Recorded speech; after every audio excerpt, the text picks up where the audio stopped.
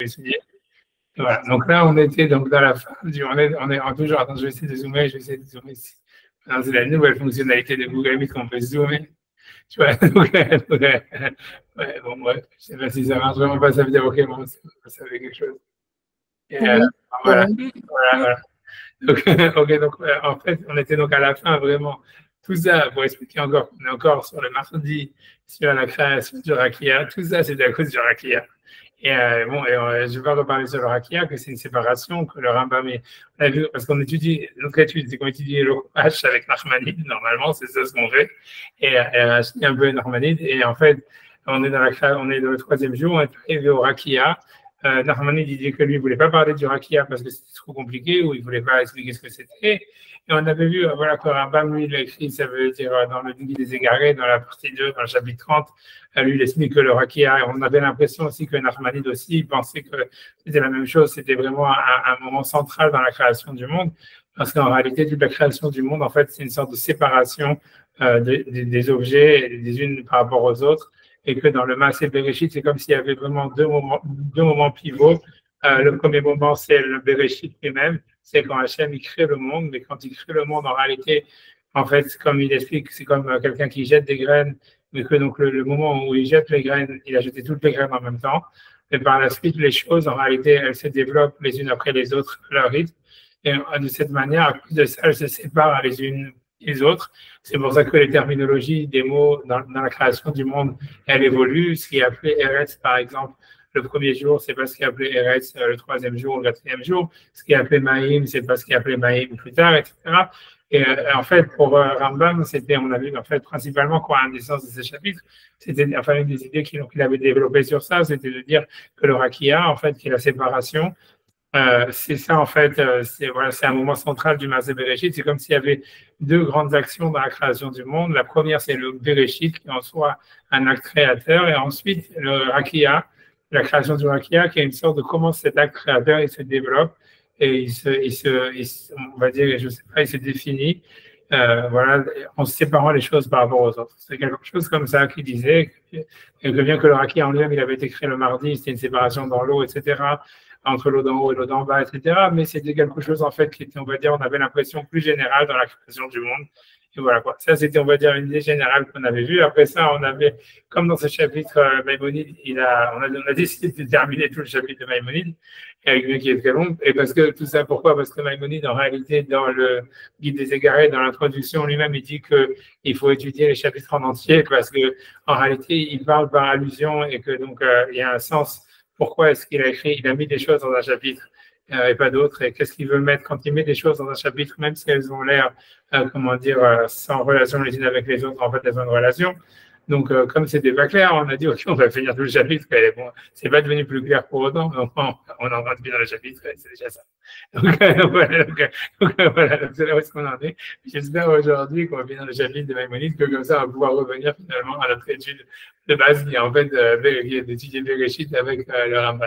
C'est-à-dire commencer finalement à mercredi et passer pardon, le Rakia, c'est lundi carrément. On est encore à lundi, donc je pense à passer au mardi. Donc, voilà, dans tous les cas, donc on avance. Et donc, à la fin du chapitre, donc on est là dans le dernier paragraphe de Maïmonide, dans le livre 2, chapitre 30, où il parlait du Rakia, de la création du monde, d'une manière générale, en tous les cas, du passage de la Torah qui parle de la création du monde. Donc maintenant, on avait déjà commencé, mais je pense qu'on n'a pas fini, donc on est dans cette histoire-là, où en réalité, il explique qu'il y a plusieurs degrés de création. Donc voilà, donc je lis et je traduis à partir de là, est-ce qu'on en est. Donc je pense qu'on était plus ou moins là. On marche chez une bonne élève, donc une des choses sur lesquelles il faut réfléchir. Elo Arba Milot, donc ce sont ces quatre mots, Asher Baou Berer Hashamaim, qui sont en fait, ça veut dire qui parlent en fait en ce qui concerne la valeur, on va dire, ou la relation du ciel, l'Eloa, avec Hachem. Donc, quand Hachem, quand il crée le ciel, en fait, on utilise dans la Torah 4 termes de création, qui sont bara, ve'asa, ve'kana, ve'el. C'est-à-dire, donc, voilà, on va dire tous les deux. En français, ça serait tout traduit plus ou moins par création. Bara, ça peut se traduire création. Asa, il a fait. Kana, ça veut dire acquérir. Mais en fait, connaître, ça veut dire acquérir, mais ça veut dire en fait aussi créer. Par exemple, quand dans la Tfila, on dit connaît à col, ça ne veut pas dire que Hachem il acquiert tout, ça veut dire qu'il est dans le môle et il acquiert tout, mais ça veut dire a priori, il crée tout. Parce que le mot kana, dans la bracha de Magen Avraham, on dit connaît à col, mais Zocher Chasdei Avot. On dit connaît à col, ça ne veut pas dire il achète tout dans le magasin, mais ça veut dire connaît à col, ça veut dire il crée tout, quelque chose comme ça. Enfin, bref, tu vois, ça veut dire le mot kinyan en réalité, c'est bon, pour expliquer un peu le mot kinyan, en hébreu, ça veut dire acquérir, mais ça veut dire en réalité créer, faire un, on va dire, avec la chose qu'on acquiert. C'est ça ce que ça veut dire un kinyan. Par exemple, quand on dit, par exemple, dans la Torah, on dit, dans la Mishnah, par exemple, plutôt que dans la Torah, on dit Aisha Niknit, la femme est acquise Beshloshad Rachim, c'est la première Mishnah dans Kiddushin, la femme est acquise de 3 manières. Ça veut pas dire, en fait, ou par exemple, dans la Mishnah dans Pirkei Avot, on dit Kane lecha chaver, ça veut dire acquiert-toi un ami. Tout ça, ça veut pas dire tu dois payer et tu vas avoir ton ami et c'est ton objet, ou tu payes ta femme et ta femme c'est ton objet. Ça veut dire que le mot kinyan, ça veut dire en hébreu, ça veut dire acquérir, ça veut dire en même temps créer, mais ça veut dire aussi créer une relation avec, tu vois. C'est-à-dire, c'est ça ce que ça veut dire. Ça veut dire quand on dit par exemple que Hachem, il est connaît Shamaim Varetz, ou il connaît Akol, ça veut dire qu'il garde une relation avec l'univers. C'est ça ce que ça veut dire. Ça veut dire qu'il a créé l'univers et en même temps, il garde une relation avec l'univers. C'est ça ce que ça veut dire connaît. C'est-à-dire que normalement, la réaction, par exemple, quand on va dire si jamais quelqu'un, par exemple, il crée quelque chose, par exemple, dans le cas même, on va dire le cas d'une femme qui accouche un enfant, elle peut avoir une réaction de dire, ok, j'ai accouché cet enfant, ok, au revoir, tu vois. Ça veut dire, je l'ai créé, mais je vais pas avoir de relation avec lui. Acquérir un ami, tu vas acquérir son enfant, c'est avoir un kinyan sur quelqu'un, ça veut dire en fait vouloir garder une relation avec la personne et vouloir faire un avec lui. Et donc, c'est ça l'idée d'être conné, qu'on est conné, Isha Niktit, la femme elle est acquise, ça veut dire ça, ça veut dire vouloir garder une relation et c'est-à-dire faire un avec sa femme, par exemple. Donc, Kanel Hahaver, ça veut dire avoir une relation et vouloir faire un avec son ami. Et ça, en fait, c'est la notion de Kinyan, tu vois, qui est en même temps créatrice et surtout, ça veut dire surtout de vouloir garder une relation avec. Tu vois, tu vas toujours garder la même chose même quand on achète un champ, voilà le champ qu'Abraham il a acheté, quand il a acheté Marat Marpella, ça veut dire, d'après la Torah, acheter, ça veut dire qu'on a acheté un terrain, comme par exemple Marat Marpella, etc. Ça veut dire, maintenant tu fais un avec le terrain. Tu vois, c'est que le premier champ qui est acheté, où le mot kinyan, il est utilisé, en réalité, la première fois, il est utilisé dans Marat Marpella, ça veut dire qu'Abraham achète Marat Marpella, où en fait, c'est pour en même temps enterrer sa femme et se faire enterrer lui-même là-bas. Donc, on voit bien que dans l'histoire d'acquérir un champ, c'est en fait se faire enterrer dans le champ, ça veut dire en fait faire un avec le champ, quoi. C'est pas j'acquiers un champ et voilà, et c'est comme ça, ça me fait encore un truc dans mon Monopoly ou un truc comme ça. Ça veut dire, d'après la Torah, le mot kinyan, ça veut dire en fait que tu fais un avec la chose que tu acquiers. Voilà, c'est un grosso modo. Tu vois, bon, voilà, en hébreu moderne, ça ne veut plus dire ça. En hébreu moderne, c'est simplement acheter comme si tu achètes un objet. Mais en hébreu ancien, connaît, c'est un terme beaucoup plus, voilà, beaucoup plus précis, je ne sais pas quoi dire, beaucoup plus fort en réalité que le mot connaît en hébreu moderne, quoi.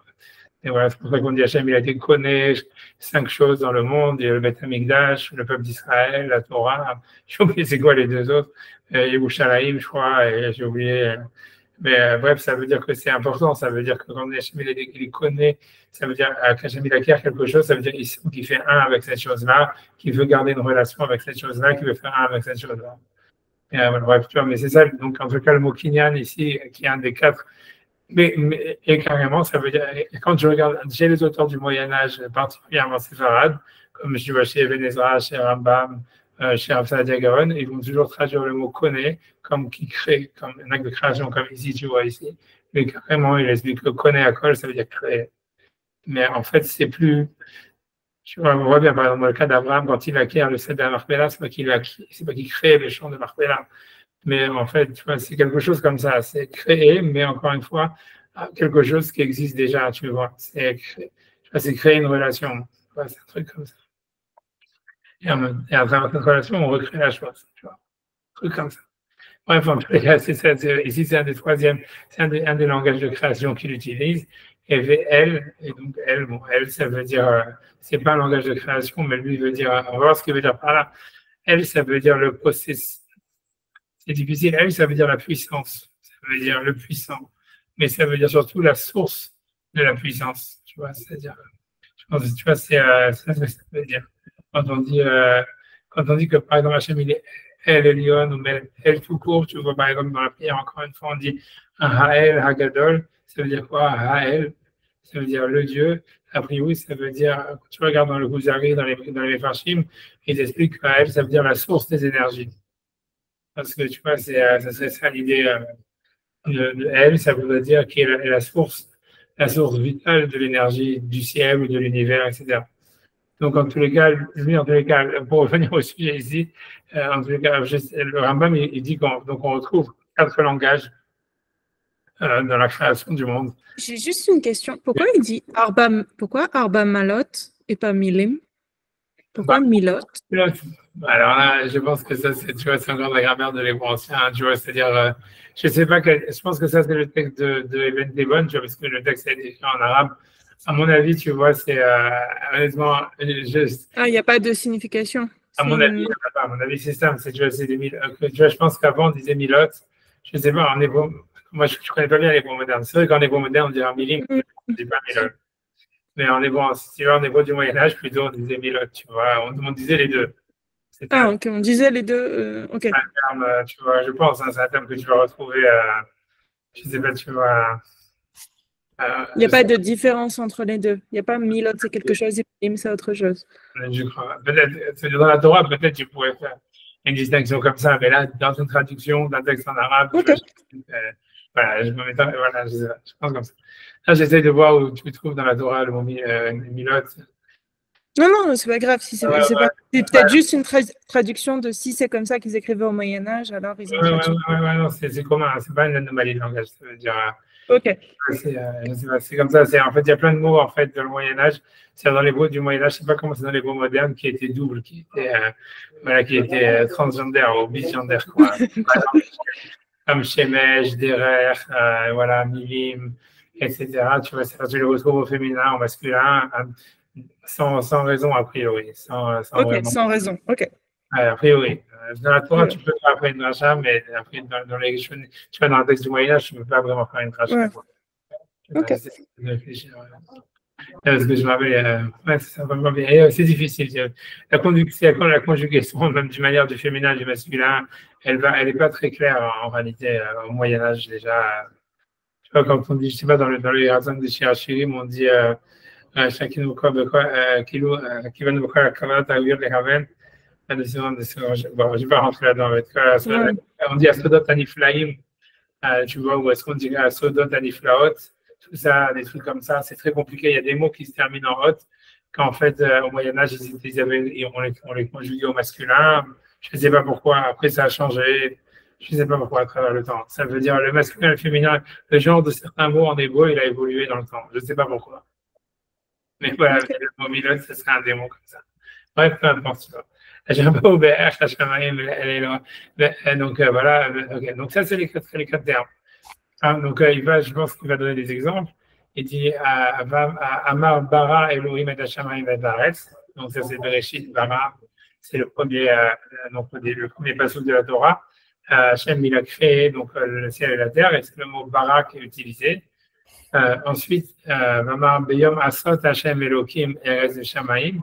Le jour où Hachem a fait le ciel, et la terre et le ciel, pardon. Ça, c'est encore une fois, c'est à la fin de la création du monde. Et comme je vous dis, en fait, c'est que quand on avait vu déjà dans le texte de la création du monde, il y a plusieurs versions de la création du monde.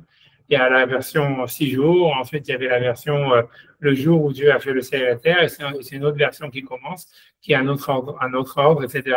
Maïmonide, dans le texte, il avait essayé de ce chapitre, il avait essayé de faire coïncider les deux versions. Et en tout cas, il dit, a priori, ce qu'il veut dire ici, on avait vu aussi l'Archmanide qui avait dit ça, qui lui expliquait que la création du monde, elle a été répétée plusieurs fois, en fait, d'affilée dans la même création du monde. Il avait expliqué que Bereshit était une création, la création des 6 jours, c'était une autre création, la création qui est répétée ensuite, Beyom, Béro, le jour où Hachem a créé la ciel et la terre, c'est encore une autre création, et dans le sens où à chaque fois, c'est des étapes, c'est comme si la création, elle a été faite. Donc, cette même idée que il dit, elle était dans l'Armalite, c'est comme si, en fait, il y a des étapes dans la création qui correspondent à différentes étapes, ça veut dire à différents aspects de l'existence de l'univers, quoi. Et que tu vois que c'est un truc qui est repris dans la Kabbale, etc. Ça veut dire, voilà, l'aspect de l'univers, comme l'âme humaine, elle est pas monolithique, c'est-à-dire elle est articulée de différentes parties. En fait, l'univers aussi, et donc la création, la relation de Dieu à l'univers, elle s'exprime à différents niveaux. Ici, à 4 niveaux, lui veut dire, et en fait, à chaque fois, c'est un autre type de relation dans une autre temporalité, dans un autre système, mais il y a quand même une corrélation entre ces quatre créations, ces quatre manières, tu vois, voilà, ces quatre créations. Comme tu vois, c'est-à-dire, pour expliquer encore une fois, c'est-à-dire après ça, j'ai dit, c'est-à-dire que l'idée, c'est que, quel que soit, en fait, dans la Kabbalah, dans l'idée principale dans la Kabbalah, c'est de dire, quel que soit, c'est-à-dire que tout fonctionne, à part un Kadosh Baruch Hu, tout fonctionne comme un corps et une âme. Tu vois, c'est Gouf Neshama, ça veut dire le corps et l'âme, ça veut dire c'est la structure essentielle qu'on retrouve dans tout ce qui a été créé par Akadosh Baruch Hu. Voilà, par Hachem lui-même, que lui, il fonctionne pas avec un corps et une âme. On va dire une seule chose, tu vois, qui est au-dessus du corps et l'âme. Mais toutes les autres choses, ça veut dire les anges, n'importe quoi, tout dans l'univers fonctionne comme un corps et une âme. Et dans le sens où ce que ça veut dire, c'est qu'en fait, chaque chose, elle est habillée d'une autre chose. Et cet habit, en fait, ça veut dire ce qui est le corps d'une chose, d'une étape. C'est comme des poupées russes, quoi. Ce qui est le corps d'une étape, ce qui est le corps d'une chose, en fait, ça devient l'âme d'une autre chose, et ainsi de suite, fini. C'est-à-dire, voilà, tout est créé comme des poupées russes qui s'emboîtent les unes dans les autres, et chaque chose est la neshama d'une autre chose. Et ce qui se passe, c'est qu'en réalité, dans cette histoire-là, donc d'habit, ça veut dire de chose qui est la vie d'une autre, et donc que toute chose est le corps, et toute chose est l'âme d'une chose et le corps en même temps d'une autre chose. En fait, c'est-à-dire entre ces étapes-là, entre ces habits, si on veut, il y a chaque fois, il y a en même temps, donc c'est ça le paradoxe qui est très difficile à comprendre, c'est que d'un côté, il y a une correspondance parfaite entre les deux. C'est-à-dire que même, par exemple, dans l'histoire du corps humain, d'après la Kabbalah, si tu veux, il y a une correspondance parfaite entre le corps, par exemple, de l'être humain et sa neshama. C'est-à-dire que la neshama, elle habite le corps humain complètement et que le corps humain, en fait, il représente beaucoup ce que la neshama est à l'intérieur. Ça veut dire, il y a une sorte de, tu vois, ça veut dire de correspondance. Et en même temps, il y a un décalage. Et tu vois, c'est très difficile à comprendre, mais ça veut dire, et c'est ça, tu vois, l'histoire, et c'est pour ça que c'est des articulations. C'est parce qu'en fait, bien qu'il y ait une correspondance, d'un côté, il y a une correspondance parfaite, d'un autre côté, il y a une sorte de décalage. Comme je dis, moi, j'ai l'habitude de donner, tu vois, un exemple par rapport à ça. Ça veut dire, je ne sais pas si Daniel est d'accord avec cet exemple, mais je le donne quand même. En fait, je dis, tu vois, c'est-à-dire que, par exemple, c'est entre ce qu'on sait, par exemple, de la neurologie, par exemple, par rapport à la réalité psychique de l'être humain. C'est-à-dire que quand on regarde, par exemple, dans le cerveau du fonctionnement humain, on sait, par exemple, que quand il fonctionne, il y a certains produits chimiques, si tu veux, des réactions chimiques qui se passent, qui vont faire que, voilà, parce qu'il va produire tel ou tel, je sais pas, produit chimique, en réalité, il va être heureux. S'il va avoir certains autres produits chimiques, il va être malheureux. Si jamais il va être, ça veut dire, tout ça, en fait, on peut scanner un cerveau et faire une analyse du fonctionnement du cerveau et voir, en réalité, il faut trouver une correspondance en réalité entre des réalités d'états psychologiques et des états, on va dire, physiques du cerveau, avec les neurones, comment est-ce qu'ils fonctionnent, etc., et la chimie du cerveau. C'est pour ça qu'on peut donner les neurotransmetteurs, etc. C'est pour ça qu'on peut donner des médicaments antidépressifs ou des médicaments, je ne sais pas quoi, tu vois, ça veut dire tous les médicaments qu'on utilise dans la psychiatrie. Mais ça, c'est donc on sent qu'on peut dire, voilà, il y a une correspondance parfaite entre la réalité physique du cerveau et l'état humain, et l'état humain, ça veut dire de sa psyché, tu vois. mais en fait, il y a un décalage parce qu'on voit que, voilà, comme tu veux dire que voilà, parfois les médicaments, ils marchent pas et on peut trouver des gens qui sont très heureux et qui malgré tout, ils n'ont pas les produits chimiques, que leur cerveau, il fonctionne pas, tu vois, il a pas produit ces produits chimiques, blablabla, on les retrouvera pas, alors que normalement, il devrait y être et vice versa. C'est-à-dire que, en fait, il y a une correspondance, ça veut dire, en fait, entre la réalité psychique, physique du cerveau, mais donc et en fait la réalité, l'état psychique de la personne qui a ce cerveau, mais en réalité, donc même si en fait d'une certaine manière il y a une correspondance, on va dire presque parfaite, en réalité il y a un décalage parce que la réalité psychique c'est pas quelque chose de c'est pas une observation physique, neurologique ou, tu vois du cerveau, c'est une autre réalité, c'est un autre aspect de la même chose, mais du fait que c'est déjà un autre aspect, ça crée comme une sorte de décalage qui fait qu'il peut y avoir des anomalies, tu vois. Et ça veut dire, et tu vois, ça veut dire, en fait, si tu vois, là, c'est l'exemple que je donne pour expliquer qu'est-ce que ça veut dire le bouffe et la neshama. C'est-à-dire qu'en fait, normalement, le rapport, désolé de tout le bruit qu'il y a derrière, mais c'est-à-dire que normalement, le bouffe, en réalité, ça veut dire, normalement, quand la chimie a créé l'être humain, chaque être humain, il est créé avec un corps qui correspond exactement à sa neshama. C'est-à-dire qu'il représente vraiment, ça veut dire, il n'y a pas en fait de, ça veut dire, voilà, ça représente la même chose. Non seulement ça, ça veut dire, ça neshama, les traits de caractère, etc. En réalité, il y a plein de midrashim qui disent que naturellement, chaque neshama, elle aime son corps. Ça veut dire qu'avant de choisir, avant de mettre un neshama dans le corps, il y a un midrash qui dit qu'Hachem, il dit à chaque neshama, est-ce que tu veux ce corps-là? Il va avoir cette tête-là, il va avoir cette taille-là, il va avoir ça et ça. Et est-ce que, bon, les cheveux, cette couleur, et j'en sais rien. Et est-ce que tu veux rentrer dans ce corps? Et la neshama, elle dit oui, c'est ça exactement le corps qui me correspond. Dans le Zohar, c'est un des midrashim, etc. Ça veut dire qu'en fait, le corps, en réalité, il est en fait complètement. En fait, il représente vraiment. Mais c'est pas dangereux de dire ça? Ça fait pas un peu Disney, c'est-à-dire une mauvaise neshama va choisir d'aller chez quelqu'un de mauvaise parents. Ça fait pas un peu, enfin, je sais pas, c'est pas un peu dangereux de dire ça s'il y a une entière correspondance entre neshama et gouffre, ça veut dire quoi? L'apparence physique, du coup, elle est représentative de ce qu'il y a à l'intérieur. Oui, mais ça ne veut pas dire, tu vois, c'est encore une fois, c'est parce que tu vois, c'est parce que tu vois TikTok ou Instagram, ils trouvent que ça c'est beau, que c'est ça ce qui est beau dans la réalité. Tu vois, ça veut dire justement, tu vois, c'est ce qui est beau dans la réalité, c'est justement le fait que la personne, la neshama, elle est en paix avec son corps, tu vois. Et ça veut dire, mais c'est ça, donc ça veut dire, c'est pour ça que j'ai trouvé des rabbanim qui étaient très beaux, des rabbanim qui étaient très moches. Et ça ne veut pas dire, tu vois, que la neshama, elle était moche, elle était belle. Ça veut dire, quoi qu'il arrive, c'était ça son tikkun. Ça veut dire qu'en tous les cas, la neshama, elle était vraiment en paix avec cet aspect-là. Ça veut dire, tu vois, c'est un jugement, comment dire, subjectif de dire, celui-là, il est beau, celui-là, il est moche, etc. Mais en tous les cas, l'idée, c'est que la neshama, ça veut dire l'idée qu'en priori, tu vois, ça veut dire, ce que ça veut dire, c'est que quoi qu'il en soit, ça veut dire quelqu'un qui est petit de taille, quelqu'un qui est grand de taille, ou n'importe quoi, ça veut dire que la neshama, en réalité, elle est, ça veut dire s'il n'y avait pas le jugement des autres, s'il n'y avait pas, tu vois, tout ce que tu veux, mais ça veut dire en elle-même, au fond, elle est heureuse dans un corps petit de taille ou grand de taille, elle se reconnaît dedans, et en fait, c'est vraiment ça ce qui lui correspond, c'est la réalité qui lui correspond, au fond. Après ça, tu vois, est-ce que c'est bien vécu, mal vécu, c'est une autre histoire, tu vois, est-ce que c'est quoi les standards de la société, c'est quoi le truc, et blablabla, etc. Tu vois ce que je veux dire, c'est une autre histoire, tu vois, c'est normal que si quelqu'un, tu vois, je sais pas, il fait une certaine taille et rien n'est fait à cette taille pour lui dans le monde parce que les chaises elles sont trop grandes, tout est trop grand, tout est trop petit, bah, ils ne sont pas bien parce qu'il se dit qu'est-ce que je fous là, tu vois, c'est pas mon Dieu, je sais pas, tu vois, tout n'est pas maté. Mais au fond, si c'était pas ça, ça veut dire qu'en fait, c'est que pour lui, ça lui correspond. Donc lui, chaque personne, si tu veux, de cette manière, elle est belle pour elle-même, quoi. Et c'est ça le principal, tu vois, grosso modo. Tu vois, quand on dit que les Imaot, elles étaient belles, la page touche, ça ne veut pas dire que c'est pas nécessairement dire qu'elles allaient faire un concours de beauté, que c'est elles qui allaient gagner, tu vois, avec un maillot de bain. Ça veut dire, tu vois, ça veut dire que en fait, elles étaient justement, elles étaient vraiment en paix avec leur corps, c'est ça ce que ça veut dire. Et donc, en fait, et voilà, ça veut dire que ça se voyait qu'elles étaient en paix avec leur corps. C'était ça la beauté, c'était ça leur beauté, ça veut dire, elles étaient pas. Ouais, voilà, c'est ça ce que ça veut dire, tu vois, quand on dit effet. Mais il y a plein de midrashim qui disent que Sarah et Rachel, elles étaient spécialement belles.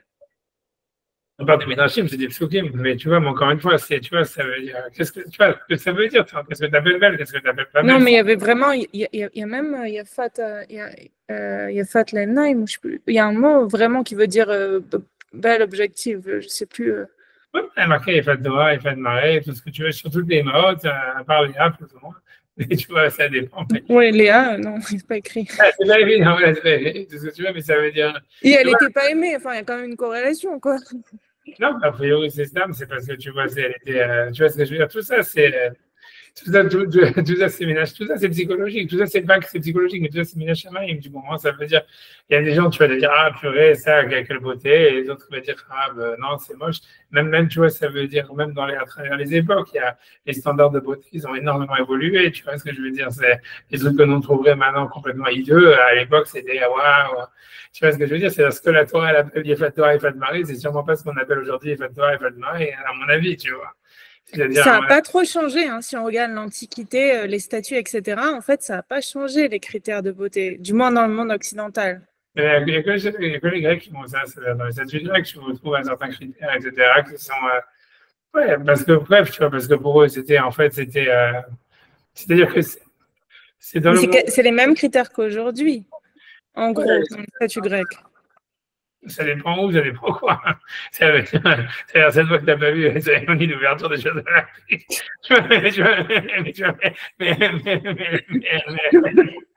Non, quand je dis aujourd'hui. Mais j'en sais rien, mais ça veut dire, je ne sais pas quoi te dire. Je sais pas, c'est sûr, si tu veux, parce que si tu veux, dans la beauté, dans les standards de beauté grecque, il y a un sens objectif. Ça veut dire, l'idée que les recherche, c'est de dire, en fait, c'est que le corps, il soit en adéquation, en fait, avec sa fonction. Tu vois, c'est-à-dire, pour eux, ça veut dire un bras qui est beau, c'est un bras qui veut lever beaucoup de choses. Tu vois, un bras, tu vois, ça veut dire, pour la raison pour laquelle, tu vois, ils ont ces standards de beauté, en fait, c'est parce ils sont justifiés par, je veux dire, pas par la science, mais presque. C'est-à-dire, si tu veux, par la médecine, on va dire presque, donc, c'est-à-dire, voilà, un corps qui est en bonne santé, c'est un corps qui n'a pas, tu vois, qui n'est pas overweight, ou qui n'est pas non plus le truc, qui en même temps, tu vois, qui est très fonctionnel, et blablabla. Et là, si tu veux, la beauté, en fait, elle devient, donc, ça devient soit le standard.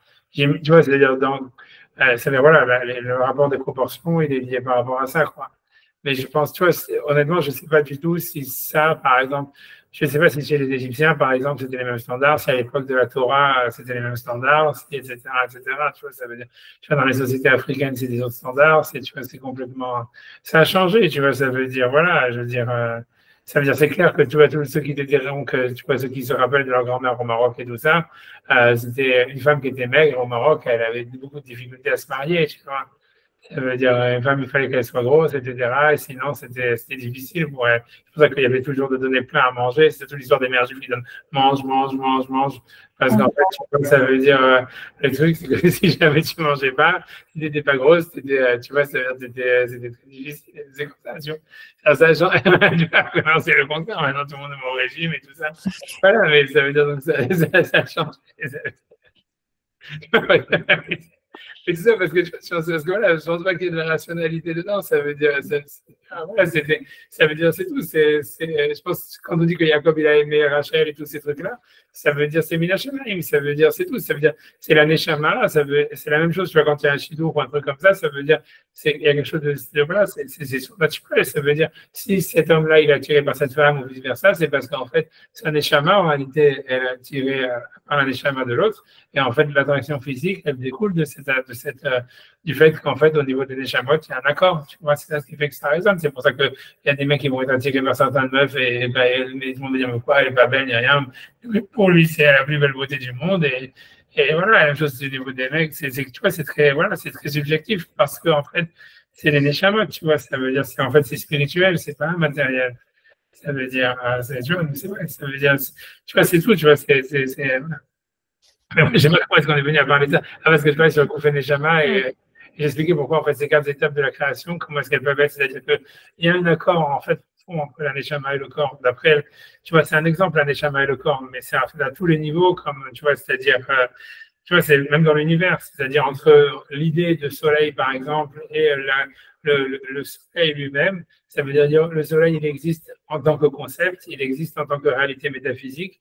Et en fait, il est représenté aussi à l'état physique par une planète, etc., qui a un mouvement physique, etc. Il y a en fait il y a un accord, en fait, entre si tu veux, la neshama du soleil et l'existence du soleil. C'est-à-dire, c'est pour ça, c'est quelque chose qui se retrouve, d'après le Zohar, cette histoire de Gouf et Neshama, c'est pas simplement quelque chose qui est, voilà, l'être humain, il a encore, il a une Neshama, ou les animaux, ils ont encore un Neshama, mais c'est quelque chose qui se retrouve dans l'univers, et non seulement ça, c'est la Neshama, elle a elle-même une Neshama, le corps, il a lui-même un corps, c'est-à-dire qu'en fait, il y a des degrés, en fait, tu vois, et chaque corps, en fait, il a une Neshama de quelque chose d'autre. Tu vois, mais comme je vous dis, ce qui est important de comprendre, c'est surtout que à chaque fois, et c'est ça ce qui est important de comprendre et qui est très difficile à comprendre et qui fait vraiment toute la difficulté, en fait, tu vois, si tu veux, du judaïsme, de la Kabbalah, etc., c'est de comprendre que c'est qu'en fait, il y a un espace trouble, en fait, si tu veux, où il y a un décalage qui se fait entre la représentation de quelque chose et sa réalité. Ça veut dire, en même temps, la représentation, elle correspond, tu vois, à la réalité, mais il y a en même temps un décalage. Tu peux le prendre, par exemple, si je regarde, je peux prendre ça comme exemple, par exemple, la Torah et l'univers, par exemple. Tu pourrais dire, voilà, la Torah, c'est la neshama de l'univers.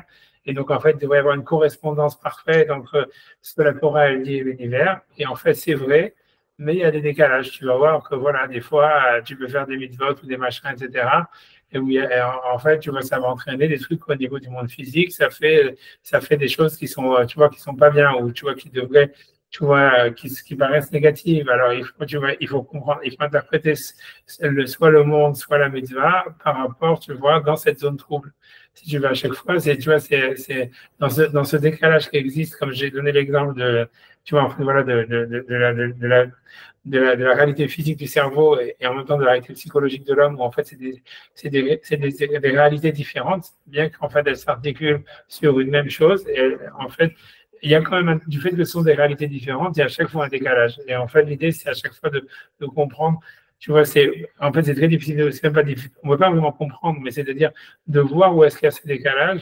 Et en fait, l'idée dans le judaïsme, c'est de réunifier en réalité ces aspects les uns avec les autres. Est-ce qu'on peut dire la même chose d'un mot, enfin, d'un objet et de sa représentation? Par exemple, si je dis une table, le mot table et l'objet table. Exactement, c'est un exemple de Gouf et Neshama. C'est-à-dire le mot, comme les lettres, ils sont là pour écrire le mot. En fait, voilà, si tu veux, même les lettres, c'est en fait le Gouf du Neshama qui est le mot, qui est le sens du mot. Et le mot lui-même, en fait, comme tu dis, ça peut être soit la Neshama, mais c'est aussi un habit de quelque chose d'autre, tu vois. Ça veut dire, dans le sens des mots, voilà, tu as toujours ça. En même temps, la représentation, ça représente quelque chose. Et en même temps, ça exprime, dans le mot, il y a toujours quelque chose qui est indicible. Cette chose qui est indicible, en fait, la neshama du mot, mais cette partie indicible, en fait, elle est quand même en relation et, en fait, d'une certaine manière, en parfaite adéquation avec le mot qu'elle dit, tu vois. Et donc, tu vois, d'où le sens, par exemple, tu vois, qu'on fait des guématriotes, qu'on fait des machins, etc. Tu pourrais dire, c'est quoi l'histoire des guématriotes, ou tous ces machins-là, ces jeux de mots, etc. C'est que de l'humour. L'idée, c'est de dire, non, en fait, il y a une relation entre les lettres d'un mot, entre la prononciation du mot, etc., et en fait son sens. Tu vois, alors que tu veux dire, mais quel rapport, tu vois, ça veut dire, c'est comme entre le corps et la neshama, quel rapport? Nous, on pense, dans le judaïsme, on dit que Dieu, il est un, donc ça veut dire, on pense qu'en fait, il y a oui une unité entre les deux. Il y a une unité, mais cette unité, en fait, elle est pas organique, ça veut dire, on ne peut pas dire, c'est comme je dis, c'est comme avec la réalité physique du cerveau, en disant, le cerveau, il dit ça veut dire donc que la réalité psychique, elle correspond à 100% à ce que la réalité physiologique, chimique du cerveau. Non, il y a un décalage, c'est des aspects différents de la réalité. En fait, les lettres ou le mot, c'est pas la chose qui est désignée par le mot. Donc, il y a un décalage, il y a un rapport de Gouf Neshama, mais en réalité, il y a en même temps une unité. Et donc, en fait, l'idée, c'est d'essayer tu vois, de réunifier, tu vois, c'est de voir où, en fait, ça veut dire, où il y aurait la zone, ça veut dire, où ça connecte, quel est le point où en même temps ça connecte et en même temps où ça se décale. Parce que en fait, c'est un point. Et chacun, en réalité, il le perçoit différemment par rapport à son niveau spirituel, si tu veux. Mais c'est ça, en fait, c'est ça le point. Le judaïsme, c'est beaucoup ça. Tu vois, encore une fois, c'est comme je disais dans le schéma, on dit Hachem est notre divinité, Hachem il est un. Alors que notre divinité, c'est le contraire de un. Parce que si c'est notre divinité, ça veut dire qu'il y a du bien, il y a du mal, ça veut dire qu'il y a dualité, ça veut dire plein de choses. Ça veut dire que c'est notre Dieu à nous, c'est pas le Dieu je sais pas, des autres, on va dire. Alors que s'il est un, ça veut dire qu'il est dans tout l'univers, il est au-dessus du bien et du mal, etc.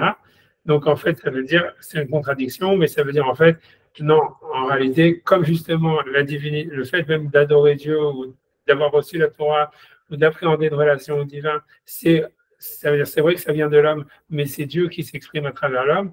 Donc, en fait, il y a une unité, en fait, intrinsèque entre la nature de l'humain et sa relation au divin et l'existence du divin dans sa réalité absolue telle qu'elle existe dans l'univers. Et en fait, tu vois, ça veut dire, mais en fait, c'est l'un est le gouffre et l'autre est la neshama. Tu vois, c'est ce qu'on appelle Hachem et son nom, par exemple. C'est ce qu'on va appeler ça ici. Il y a Hachem et le nom d'Hachem, tu vois, ça veut dire, et en réalité, c'est Hachem lui-même, il est un en lui-même, mais nous, on a une relation à Hachem toujours, même gouffre et neshama, ça veut dire grosso modo que c'est l'existence, tu vois, d'Hachem tel qu'il est, tu vois, dans sa manière absolue, c'est ce qu'on veut dire, sa neshama. Et nous, on a accès à sa neshama par rapport à son gouffre qui serait en réalité, si on peut appeler ça la religion, quoi, c'est-à-dire la Torah, le bien et le mal, les mitzvot, tout ce que tu veux. Mais ça veut dire, et donc, l'idée, c'est de dire qu'Hachem, il est Echad, ça veut dire que dans le judaïsme, on pense que la religion, c'est pas une invention de l'homme, ça veut dire c'est Dieu qui s'exprime à travers la religion, mais d'un autre côté, on sait que la religion, si tu veux, si voilà, encore comme avec le cerveau, ça veut dire c'est un aspect de l'unité d'Hachem qui, elle, est au-dessus, en fait, du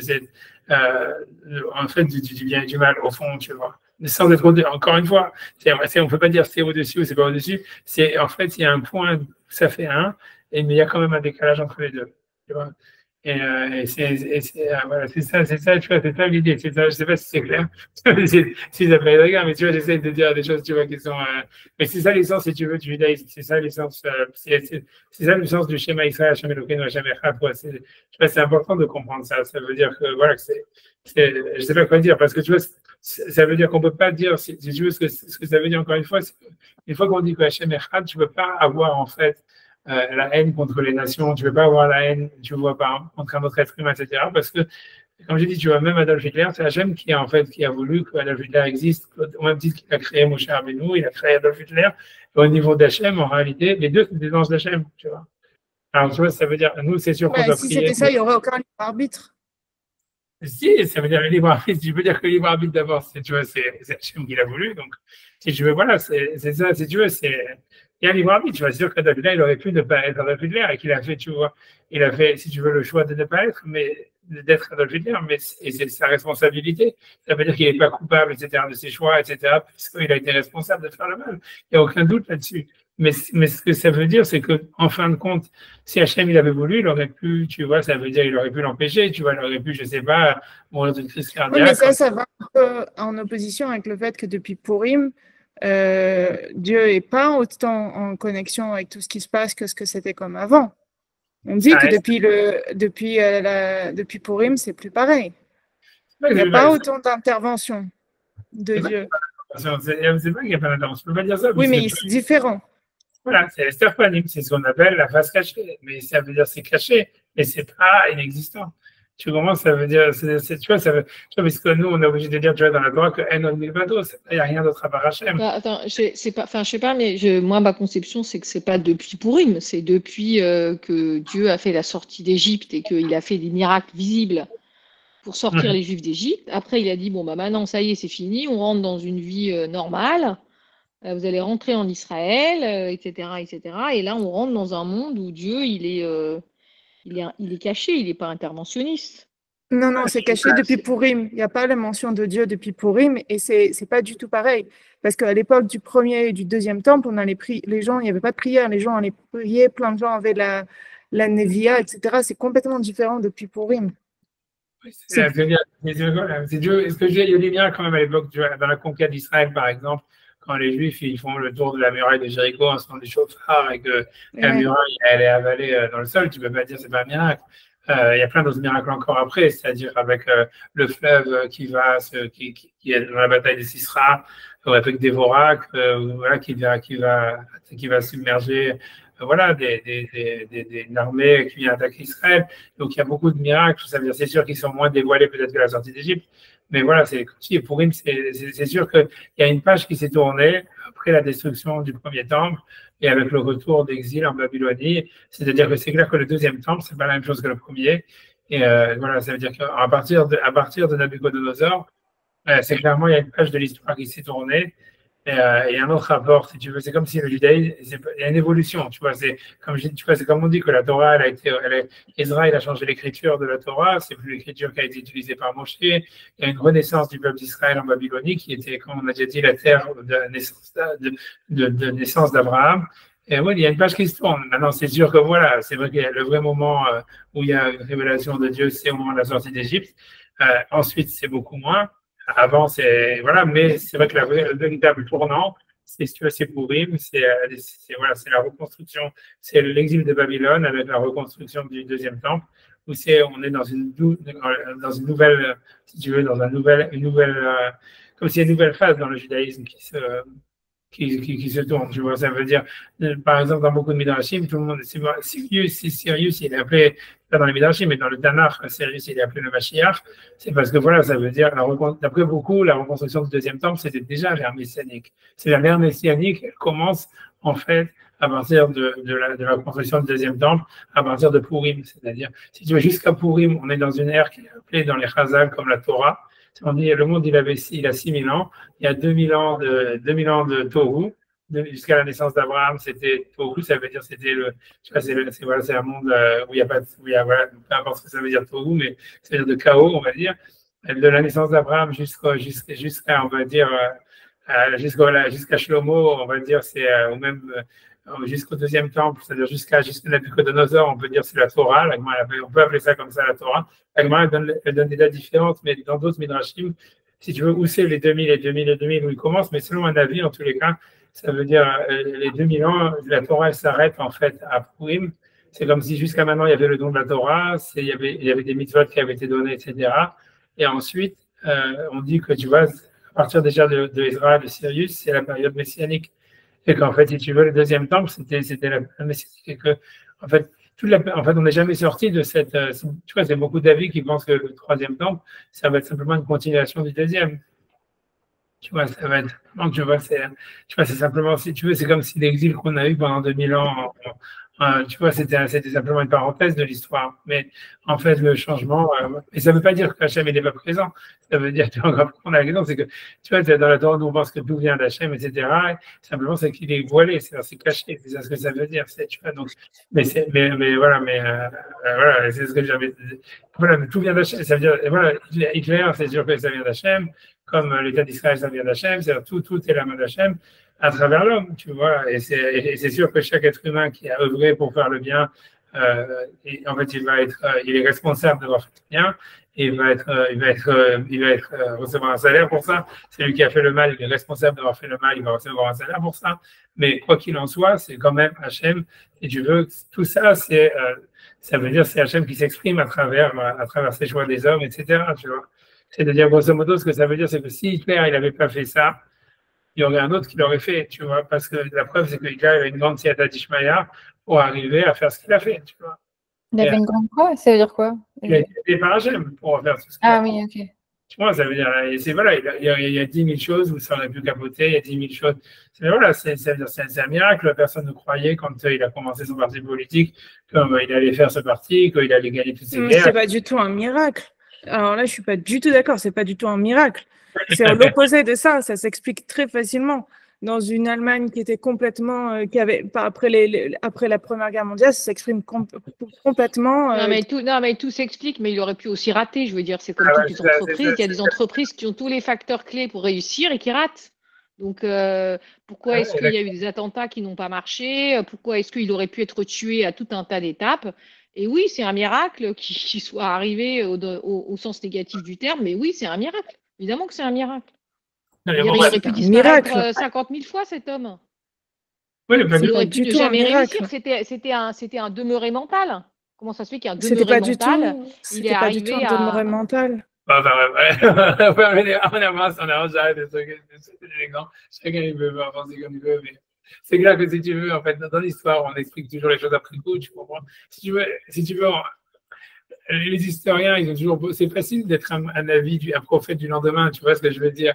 Mais là où c'est pas vrai du tout. D'un côté, le fait que Hitler ce soit pas un miracle, qu'il ait réussi à faire ce qu'il a fait, et dire d'un autre côté que l'État d'Israël c'est pas un miracle, c'est la même chose. C'est tous les deux des choses qui auraient pu arriver ou qui auraient pu ne pas arriver. Mais il se trouve qu'elles sont arrivées. C'est en Ouais, ce sens-là que c'est un miracle. la probabilité était infime en réalité. C'est-à-dire qu'après coup, tu vois, on va toujours rationaliser. L'État d'Israël aurait dû se passer avant. On devait se passer en 1917, donc enfin, c'est n'importe quoi. En plus, Churchill, il disait avant la Deuxième Guerre mondiale qu'il y avait tous les éléments pour qu'un mouvement comme ça se développe en Allemagne. Enfin, c'est pas du tout des navis de l'après-coup. C'est avant que ça se passe, il y avait des gens qui prédisaient qu'il y avait tous les aspects politiques. Enfin, Mais du coup, c'est pas contradictoire avec ce qu'il dit, dans ce sens que tout se fait de manière. C'est le groupe et la Neshama, c'est exactement, c'est le groupe et la Neshama, c'est ça ce que ça veut dire.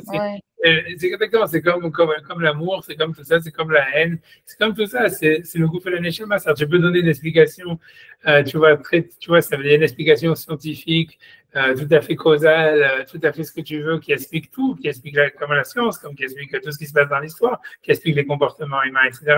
Il n'empêche qu'il y a un aspect aussi dedans complètement aléatoire, complètement surnaturel, complètement inexplicable. Et en fait, si tu veux, ça se contradit pas en réalité. C'est ça l'unité d'Hachem. Ça veut dire, quelqu'un peut dire, voilà, si quelqu'un ou un psychanalyste, il va dire, ah voilà, c'est évident que tu allais tomber amoureux de cette meuf-là parce que cette fille-là, elle a ça, et toi, dans ton enfance, tu as vu ça qui t'a manqué, donc c'était exactement ça ce qu'il te fallait. Et donc, c'est normal que tu vas tomber amoureux d'elle, tu vois ce que je veux dire, et vice versa. Et ça veut pas dire non plus qu'en fait, et c'est peut-être vrai, tu vois, si le psychanalyste il est bon, c'est vrai, il y a toute une suite logique, etc. Mais n'empêche qu'à part ça, c'est en fait quelque chose de, on va dire, en même temps, c'est une réalité, on va dire, irrationnelle, tu vois, qui est peut-être même spirituelle, tu vois, que c'est les neshamot, que c'est tout ça, etc. Et ces deux aspects de la réalité, ils se contredisent pas, c'est l'un, en fait, et la vie de l'autre, tu vois. Tu vois, c'est ça l'idée, tu vois, tu vois, voilà, c'est tout, tu vois, c'est ça l'histoire du corps, du gouffre et de la neshama. Voilà, c'est pour ça, tu vois, c'est tout, je veux dire, c'est ça, voilà, c'est ça, ouais, tu vois, je ne sais pas comment on arrive encore là-dedans, mais en tout cas, maintenant, parce qu'on est toujours la deuxième ligne, la hémonie, donc on va essayer vraiment d'avancer à la troisième. Donc, en fait, toute l'histoire, c'est de dire que, donc voilà, il y a différentes, justement, la création du monde, elle est répétée plusieurs fois, sous 4 aspects, a priori, parce que, justement, en réalité, tous ces aspects, ils sont tous vrais, bien qu'ils ne coïncident pas, mais en fait, d'une certaine manière, ils s'emboîtent les uns dans les autres, comme un corps et une âme. Ça veut dire ils sont des différents aspects d'une même réalité, on va dire. Et voilà. Et donc, c'est pour ça que la création du monde est répétée plusieurs fois avec différents langages de création. Parce que ça symbolise en fait différents niveaux de relation du divin avec le monde matériel, on va dire, avec Hachem et le Shamaïm, comme il dit le Rambam. Donc voilà, j'essaie d'avancer et j'arrive. Donc, Hachem Elohim, il a créé le ciel et la terre. Donc, on était Asot, qui est le deuxième terme, donc, qui était utilisé dans la deuxième version de la création du monde, qui est après les 6 jours de la création. Marc connaît Shamaim Varez, il y a marqué qui acquiert le ciel et la terre. Donc, comme on dit le mot Kinyan. Ça, c'est une troisième étape. A priori, une fois que le monde il est créé, Hachem il reste en connexion et en unité avec l'univers. El Olam, et ensuite un autre degré qui est El Olam, c'est-à-dire le Dieu de l'univers, ça voudrait dire en fait la source de l'énergie de l'univers. C'est pas lié à la création, El Olam.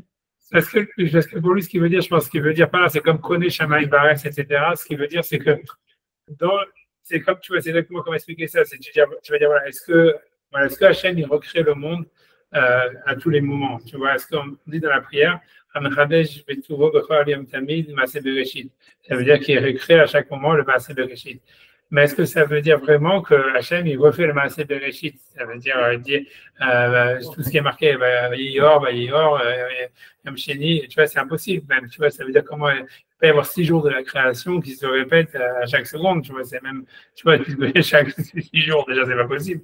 Donc, mais ce qui veut dire, tu vois, ce que ça veut dire, c'est que, donc lui, il veut dire que, en fait, d'une certaine manière, il y a une recréation du monde. C'est ce que dire dans El Olam ou Koné Shamaïm Varet, c'est-à-dire Koné Shamaïm Varet, c'est-à-dire qui crée mais qui acquiert en même temps le ciel et la terre. On parle d'un ciel et d'une terre déjà existant avec un système, tu vois, un système qui fonctionne, mais que Dieu, il est quand même présent dedans. Tu vois, comme tu peux dire, voilà, comme on a expliqué avec Purim, par exemple, ou avec l'État d'Israël ou la Shoah, ça veut dire, tu vois, la relation entre les femmes ou j'en sais rien, ça veut dire aussi Hachem, si tu veux, qui est connaît, ça veut dire, il a créé le ciel et la terre, donc ça fonctionne avec un système logique, causal, etc., mais il reste un avec ce système, ça veut dire qu'il s'exprime à travers ce système, il veut rester un, et donc ça serait ça, et ensuite il y aurait El Olam, ça serait, comme quoi Hachem il est la source, c'est-à-dire que comme si en fait il y avait ok, c'est sûr qu'Hachem ne recrée pas le monde de zéro, on va dire, vraiment physiquement, en tout cas dans un certain niveau à chaque seconde, mais il influe une énergie qui, elle, en fait, si tu veux, tu vois, nécessite, tu vois, une sorte d'influx constant, tu vois, que si cet influx, en fait, il était stoppé, en fait, le monde disparaîtrait. Ça je pense que ça veut dire El Olam, ça veut dire, quand on dit Mechadesh Vetuvo, Bechol Yom Tamid, Maaseh Bereshit, ça veut dire, en fait, c'est vrai que le monde existe, etc., de manière mécanique, quelque part, mais il y a les lois de la nature qui sont immuables et il y a un certain développement mécanique de l'univers, mais en fait, s'il n'y avait pas un influx divin qui ferait que cet univers il existe, en fait, il disparaîtrait. Et dans ce sens-là, c'est comme si Hachem il recrée le monde à chaque minute, tu vois, un truc comme ça. J'imagine que c'est ça que ça veut dire. Elolam, c'est une recréation, en tous les cas, au niveau, on va dire, énergétique, quoi, si on veut. Tu vois, c'est comme si, tu vois, c'est comme s'il fallait que donner de l'énergie aux atomes, quoi, pour qu'ils restent collés, quoi, ou décoller. Tu vois, c'est un truc comme ça, quoi. Tu vois, c'est un truc dans ce goût-là. Bah oui, oui, c'est vrai, en fait. Ouais. C'est-à-dire qu'il y a une énergie. Bah oui, ben, le monde, pour vivre, il a besoin d'énergie. Donc, il y a une énergie permanente. Le corps, il produit de l'énergie. Enfin, voilà, le monde a besoin d'énergie. Donc, ouais, c'est très… Oui, c'est possible, mais je ne veux rien dire parce que Odélia, à chaque fois, elle va se dire, c'est pas vrai, là. Parce que tu vois, non, je renonce. Non, on va regarder la fin de la phrase parce qu'il y a deux, pour ce cas, il y a deux citations. Elle a Donc, appris, en fait, il fallait avancer, ouais. Et tu vois, ouais. Ok, ça va, donc il dit, Veyom Asot, El Olam, Vama, Eloke Hashamayim, Eloke Haaretz. Donc lui veut dire, c'est ça, c'est le El Olam, et Eloke Hashamayim, Eloke Haaretz, ça serait la même chose, ça serait dans la même direction de Elohim, de El, qui serait, comme je dis, c'est traduit normalement à chaque fois comme étant la source d'énergie ou quelque chose comme ça. Donc, et il explique pas plus que ça, tu vois, il dit simplement, voilà, si tu regardes dans la création, parce qu'encore une fois, Maïmonide, dans ce chapitre, il avait dit qu'il allait rester pas simplement dans ce chapitre, mais dans tout le livre des Égards, il donne que des indices, et il dit au lecteur de trouver lui-même le sens caché qu'il dit dans ce qu'il dit, et bon, alors, on va savoir, je veux dire, voilà, bref, donc j'avance, tu vois, il dit, elle, voilà, et l'occasion, je ne peux pas scroller comme ça, 2 secondes, 2 secondes, l'amour, אמנם אמרו אשר כוננת ותפחה שמיים ונוטה שמיים. Donc lui dit que si tu vas retrouver dans les psaumes, là, en fait, a priori, la plupart des versets qui ramènent, à mon avis, des versets des psaumes. Donc il dit Asher Konanta, ça veut dire que tu as établi. Tu vois, Kan, normalement, c'est une base. Tipra Shamaim, a priori, c'est toujours, ça veut dire étendre quelque chose comme ça. Étendre le ciel, tu vois, et tu as fait. Quelque chose comme ça, tu vois, ça veut dire. Ok, là, je dis dans pas longtemps. Non, je sais pas, je pose la question. Je veux pas, je veux juste savoir, je connais pas le format en fait. Non, mais normalement, on essaie de pas dépasser 1 heure, mais bon, jamais on y arrive. On va y arriver. J'ai envie d'essayer de finir, j'ai envie d'essayer de finir le texte, j'ai envie d'y arriver. Voilà, ça sera notre championnat olympique comme ça. Donc, à chaque fois, Shamaïm, noté Shamaïm, donc tout ça, qui a établi, qui étend le ciel, Kolele, Ikralam assez, donc tout ça s'appelle faire, tu vois, ça, tout ça c'est faire. Qu'est-ce que ça veut dire noter dans ce contexte? Noter, c'est parce que tu vois, en fait, c'est comme on plante une tente, tu vois, c'est dans l'histoire où, en fait, dans le passouk, si mes souvenirs sont bons, c'est comme si, en fait, le ciel, il est comparé, je pense que c'est un passouk dans les psaumes, où, en fait, le ciel, c'est poétique, à mon avis, le ciel est comparé à une tente, où la terre, elle serait dans la tente. Tu vois, marqué noté Shamaïm, Yosed Haaretz. Ah oui, ok, ça va, je comprends. Shamaïm, voilà, par exemple, on dit dans le psaume 104, il étend le ciel comme un drap. Okay. C'est parce qu'à mon avis, tu vois, c'est dans les périodes où ils étaient nomades, où David Amelach, en tous les cas, il a vécu beaucoup dans la tente. Donc, ça veut dire que c'est pour ça qu'il compare. Il y a toujours beaucoup de comparaisons avec les tentes dans l'histoire de la création du monde, etc. Donc, dans les psaumes. Donc, c'est ça ce qu'il veut dire. Mais il veut dire en tous les cas que cette histoire donc, c'est ça, noter Shamaïm, c'est qu'il plante le ciel comme on plante une tente. C'est-à-dire qu'il étend le drap du ciel comme une toiture sur la terre. Donc, lui, il dit que tout ça, c'est assez. Quand il est assez, tout ça, c'est dans le monde de assez. Donc, on avait vu, Biyamasot, Hachem Elohim, donc ça, c'est des versets du psaume, mais il dit que ça à prendre au même niveau que la répétition de la création du monde qu'on fera à Merd Hachem dans Chumash, quand on y arrivera, donc qui est au niveau de la Asiya. Ah, mais il n'explique pas plus, tu vois. Il dit Omnam Milatier Tsira. Donc voilà, donc, mais il dit par contre le mot Yetzira, il n'a pas été mentionné, puisque lui voit Béro, il a vu Bara, Asiya, je ne sais quoi, Kone et N, mais il ne voit pas le mot Yetzira. Donc là, c'est de dire, lui, il pense que le mot Yetzira, il dit qu'il n'est pas mentionné dans la création du monde, bien que dans la Kabbale, par contre, il est très mentionné, etc. Donc il dit même Milat Yetzira, Loba, ça veut dire le mot Yetzira n'est pas mentionné dans la création du monde, qui est Recha Yetzira, parce que le mot de Yetzira, qui donc mettre une forme, Nam lo fait à la Sot Sura Vetora, donc ça parle de faire une forme et un aspect, au Mikre, Minamikri, Macherim, ou donner une propriété, ce qu'il appelle, on va dire, sur le mot Mikre qu'il utilise de Maïmonide, ça veut dire des propriétés, ça veut dire des propriétés qui seraient en fait de la matière, qui seraient en fait aléatoires. C'est ce qu'il veut dire. Pas qu'il appelle ça Mikrim, c'est-à-dire pour lui c'est aléatoire, c'est-à-dire, je sais pas comment expliquer, c'est je sais pas comme exemple, mais ça veut dire si jamais, ça veut dire si tu prends des atomes, je sais pas de quoi, je sais vraiment, je connais rien dans la chimie, mais imagine tu prends des atomes des atomes quelconques, et en fait, à travers des opérations chimiques, tu peux les faire transformer. Voilà, on prend des atomes d'hydrogène, voilà, pour exemple, ça veut dire qu'ils peuvent être à l'état gazeux ou tu peux les mettre à l'état liquide ou à l'état solide. Mais donc, en fait, ça, ce qu'il appellerait les états, par exemple, d'hydrogène à l'état solide, liquide ou gazeux, ça, en fait, c'est des micrines, c'est-à-dire, comme j'ai dit tout à l'heure, mince, j'avais dit le mot bien, Vous aviez dit propriété ou attribut. C'est une propriété aléatoire de l'hydrogène. Et donc, pour lui, c'est ça la tsura, tu vois, de l'hydrogène, ça veut dire il peut exister, tu vois. C'est leurs différentes propriétés, mais c'est aléatoire, c'est pour ça qu'il utilise le mot micré. Et pour lui, tout ça, ça n'a pas été dans la création du monde, j'imagine, parce que c'est trop passager, quoi, c'est ce qu'il veut dire. Ok. Au revoir, à la prochaine. Et donc, donc, parce que donc la forme, donc voilà, puisque la forme et l'aspect, c'est aussi quelque chose qui est, on va dire, qui est en fait, qui est aussi, donc, comment dire, on va dire accidentel. Moi, je vais aléatoire. Or, c'est pour ça qu'on dit qu'il donne une forme à la lumière, Nesho Micré, parce qu'a priori, lui dit que c'est aléatoire l'existence de la lumière ou quelque chose comme ça. Je ne sais pas ce qu'il veut dire par là. Ça veut dire que ça serait quelque chose qui serait, voilà, qui serait une propriété qui est comme si la lumière a des propriétés, elle a différentes propriétés et que Hachem, il doit donner des propriétés aléatoires à la lumière. Je ne sais pas de quoi il parle exactement. Le Yotzer Harim, ou bien qui donne des formes aux montagnes. Ça, c'est plus comprendre, quoi, que les montagnes, elles ont différentes propriétés. Ça veut dire, voilà, mais je ne sais pas pourquoi dans la lumière, elle peut avoir, ok, la lumière peut avoir différentes propriétés, quoi, j'imagine, ultraviolet. Yitzer Hashem Elohim. Et donc, le mot Yitzer, par contre, là, il est utilisé entre la création de l'homme et de la femme. Tu vois, donc sur là, le mot Yotzer, il est appelé sur Yitzer Hashem Elohim, je crois, d'Adam, le mot Yetzer, il est utilisé sur la création de l'homme. Donc, c'est ce qu'il veut dire. Il veut dire que le mot Yetzer, qui est en fait donné des propriétés aléatoires, ça a été utilisé, ça, on ne le retrouve pas dans la création de l'univers, mais on le retrouve que sur la création de l'homme.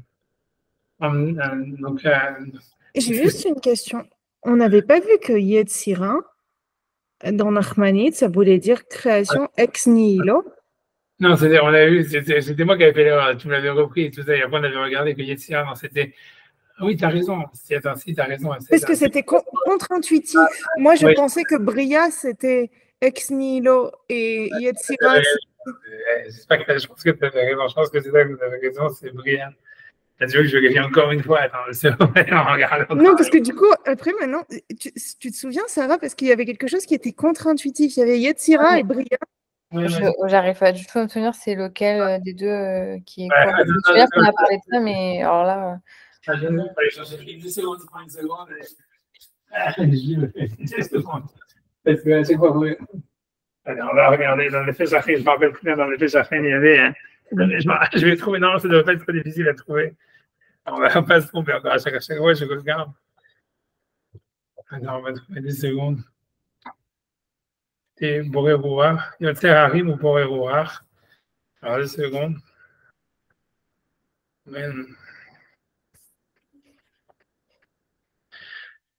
Yetzira, c'est Davar Yesh Miyesh. Et Boré, c'est Yesh Me'ayen. Ah, donc c'était bien Boré Yesh Me'ayen. Ok, c'était ok. Voilà, c'est Yesh Miyesh, c'est ça ce qu'ils disent. Tu vois, mais ça veut dire, voilà. Mais ce qui est sûr, c'est que si tu veux, dans la Kabbalah, si tu veux, on parle les quatre niveaux, comme Maïmonide il a dit ici, que lui il a appelé Asiya, il avait parlé de Bria, Asiya, et Kinyan, tu vois, Kinyan et elle. En fait, dans la Kabbalah, ils sont appelés différemment. Ils sont appelés Atsilut, ça veut dire rayonnement, Bria, tu vois qu'il y a un deuxième monde qui est création, Yesh Me'ayin, mais tu vois, puisque dans la Kabbalah, il y a avant qu'il y ait la création, il y a d'abord le rayonnement, tu vois, c'est Atsilut, Bria. Ensuite, il y a Yetzira, qui est une création Yesh Me'yesh, et ensuite, il y a Asiya. Mais c'est sûr, tu vois, c'est refaire, quoi. C'est la transformation d'une chose vraiment, qui est vraiment de création, quoi. Et tu vois, c'est sûr que c'est ce que Narmani lui-même, il avait mentionné. Et qu'a priori, tu vois, lui, et ça correspond à différentes versions qui sont dans la création du monde. Dans le Maaseh Bereshit, comme on a dit, tu vois, avec la création en 6 jours, la création en un bloc avec Bereshit, le Yamasot et tout ça, et encore la récapitulation de Adam et Chava. Mais en réalité, tu vois, c'est pour ça, là, c'est des différentes terminologies, à mon avis, tu vois, ça devrait correspondre, bien que le mot il change, tu vois. Mais c'est sûr que Maïmonide, si tu veux, il a pas voulu utiliser ce qu'il dit lui-même, il n'a pas voulu utiliser le mot Yetzira en ce qui concerne la création du monde, et il dit que c'était réservé à la création de l'homme. Parce que tu vois, en fait, l'homme, encore une fois, il est créé à partir de la poussière de la terre.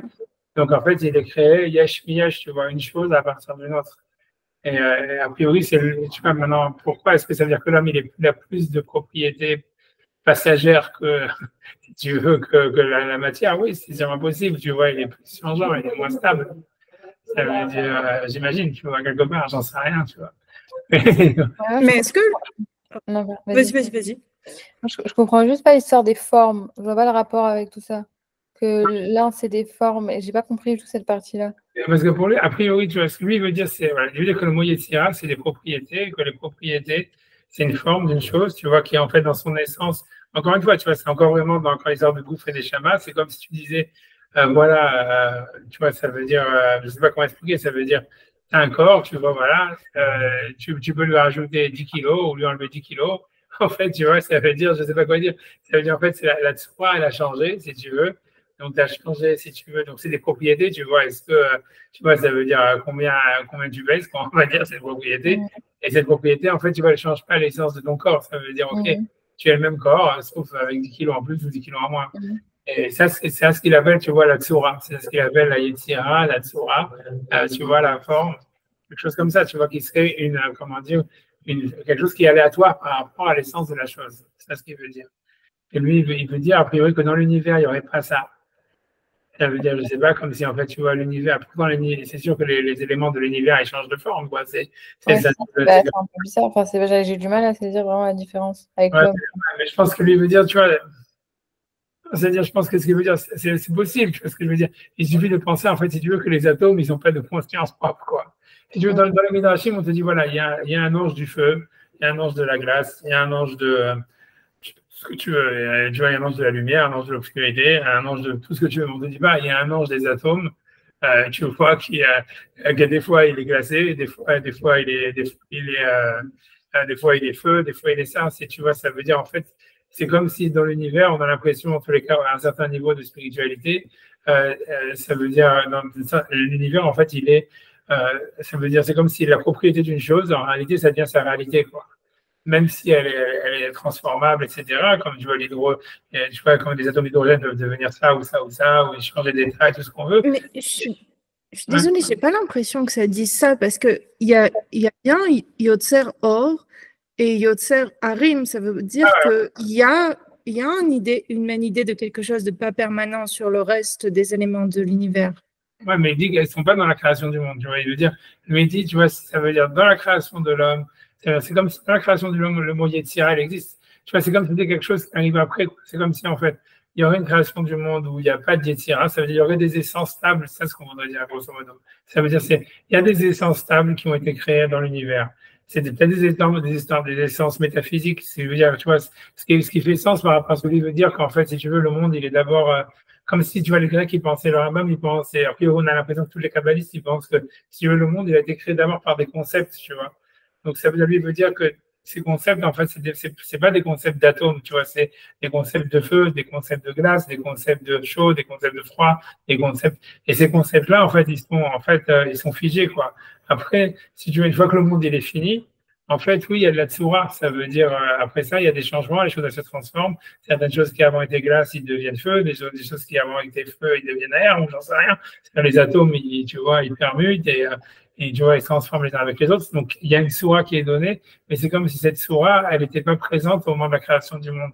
Tu vois, c'est comme si tu vois, il y avait des éléments stables, il y a comme des concepts stables, des trucs, tu vois, comme si l'élément feu, l'élément terre, l'élément air, l'élément truc, ce que tu veux, tu vois, ils ont été créés comme ça, ils ont été créés. C'est l'élément feu, et après ça, et comme s'ils faisaient un avec ces atomes, on va dire à ce moment-là, et que si c'était, tu vois, c'est comme si, comme lui, il essaie d'expliquer depuis le début, que, tu vois, les choses, elles se sont séparées les unes des autres, elles ont évolué les unes par rapport aux autres. Mais en fait, encore dans la création du monde, en fait, on est encore dans des choses où il y a une certaine stabilité, des éléments, et que c'est par la suite que le Yetzira, qui est une sorte de mouvement, tu vois, c'est-à-dire où il y aurait finalement, tu vois, des échanges entre les atomes, et comme tu vois, ça veut dire comme, tu vois, ce qui dit voilà que les choses changent de forme et qu'elles prennent des propriétés qui sont aléatoires. En fait, ça intervient dans un deuxième temps, une fois que le monde il est fini, quoi. Par contre, il dit que chez l'homme, on a l'impression que ça existe depuis le début. Ça veut dire l'homme, en réalité, il est constamment en mouvement. C'est comme si son essence première, elle n'est pas colérique ou j'en sais rien, ou dépressif ou whatever, ce que tu veux. Il n'y avait pas bara. Maintenant, Comment? je me souviens du Chumash. Il n'y avait pas Zachar ou Nekeva Bara Otam. Ouais, c'est ça, bara, mais après ça, il y a marqué Vayitzer Elohim Elohim, tu vois, et Adam.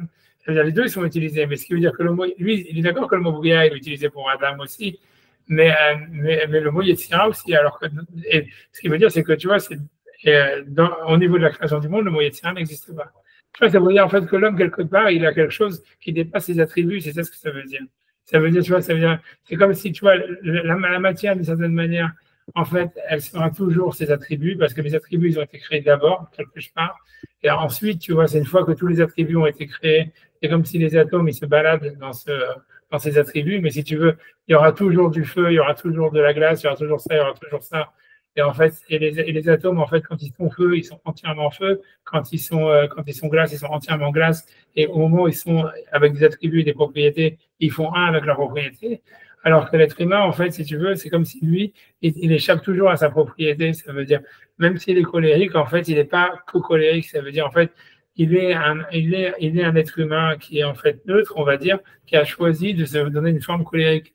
Ou après ça, qui a choisi de se donner une forme gentille. Ou qui a choisi de se donner une forme comme ça, tu vois. Mais ça veut dire qu'en fait, ce qui veut dire, c'est qu'il y aura une nature humaine stable et on va dire sans propriété qui dépasse en fait les propriétés qu'on va choisir ou qu'on va se donner ou qu'on va avoir, tu vois. C'est marrant parce que ça rejoint énormément des choses comme psychologie ou.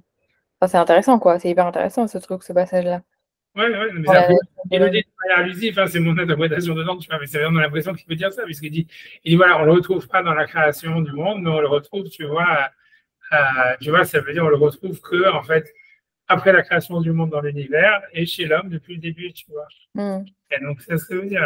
Oui, c'est ça que ça veut dire. Mais je viens de vérifier parce que je n'étais plus sûre, mais il y a bien dans le premier verset qui parle de l'homme, il y a bien écrit Vayomer Elohim Naase Adam Betsalmenu. Il y a bien écrit Naase, il y a bien, c'est pas pour la première fois, il y a donc c'est bien comme pour or. Ouais, là, il y a assez, mais oui, mais c'est-à-dire que c'est au moment de la création, tu vois, c'est-à-dire, le mot, tu vois, ce qu'il veut dire, c'est, tu vois, c'est qu'il n'y a pas marqué, tu vois, Yotzer Or au début, tu vois, Vayomer Hashem Yor, Vayeyor. Ensuite, tu vois, marqué Yotzer Or, Ouvre Rocher, tout ça, c'est beaucoup plus tard, c'est dans les psaumes, c'est une fois que le monde est déjà fini.